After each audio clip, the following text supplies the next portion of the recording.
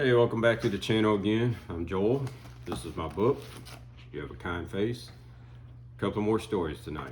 Tonight I'm going to tell you about a child that was on a bicycle, got hit by a car, split his head open, thrown into the bayou, and what happened and all that chaos. And then I'm one of the craziest nights in my fire department career where we made a drowning, a stabbing, and a shooting, all within probably about 4 hours of each other. Crazy night. So, I'm gonna grab the glasses and let's get going. Forget that fire. We were called to the scene of an automobile bicycle accident just a couple of blocks from the station. A crowd had gathered around and the truck had a small fire burning under the hood. My engineer and I went to open the hood and put out the fire while the captain and my best friend went to look down in the ditch to which people were pointing. He and I got the hood up and were putting out the small flames with the carbon dioxide extinguisher when we heard our captain yell, "Forget that fire! We got a kid with a split head down here." All right, so I mentioned my best buddy was with me at the station. He and I joined the fire department together. Did most of our, well, not most, about half of our rookie year before the citywide manpower balance together at 23s, riding side by side on the pumper. A lot of fun. A lot of fun. That was a good time. I enjoyed that. The truck had hit another car, which then hit a 10-year-old boy and threw him and his bike into the ditch, into the bayou. The bones of a skull were very visible to the horrified crowd. There was no brain matter showing on this particular run, but it was very much a large split on his wig, for lack of a better word, and you could see the skull very clearly underneath. He was unconscious, so there was probably, without a doubt, some internal damage going on in there.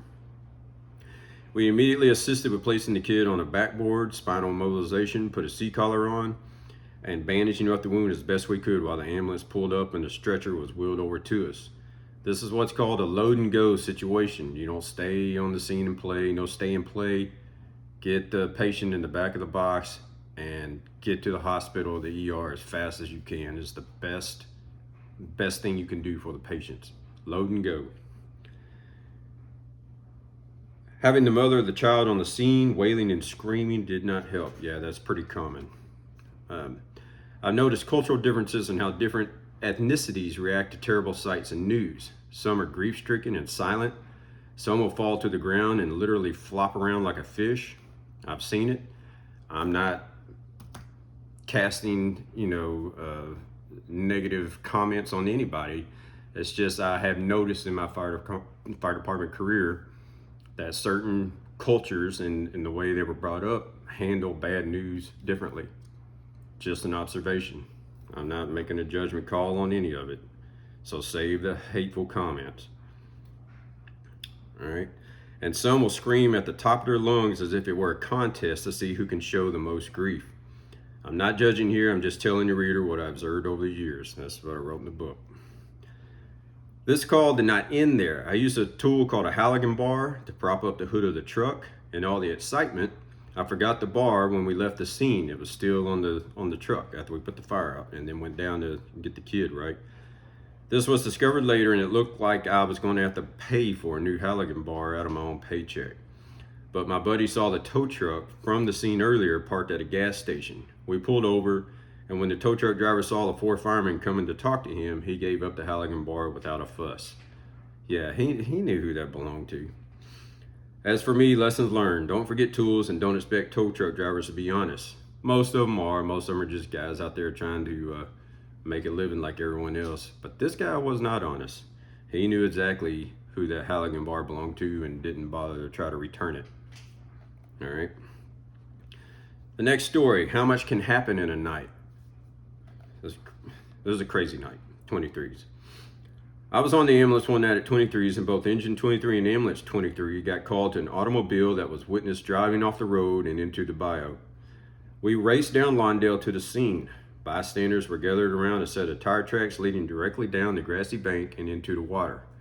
My partner and I got there first and ran to the bank. Lawndale's the road that Fire Station 23 faces. So it was the bayou a couple of miles down to the right of the station.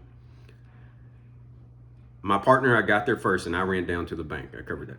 A lady grabbed my shirt sleeve, literally grabbed my shirt sleeve and said, "Hurry, hurry, he's still in there." She's sitting there tugging. "Hey, hurry up, he's still in there, he's still in there." So me and my rookie mind, what am I thinking? I removed my glasses and was talking and was taking out my wallet when I heard my captain yell, "You stand fast, rookie. You're not Swiftwater qualified." At the time, I was not. I had just joined the fire department. Since then, I've been through many Swiftwater classes. And you cannot see a thing. He was right on that. A Houston bayou is not the Frio or Comal River. I live very close to the Comal River now, just a few blocks away. Love it. Love being in that river. Those rivers are spring-fed and gin-clear, but the bayou is a nasty, dirty, dark chocolate soup that for some reason Houston is known to brag about and be proud of. I don't get it, but it's a thing.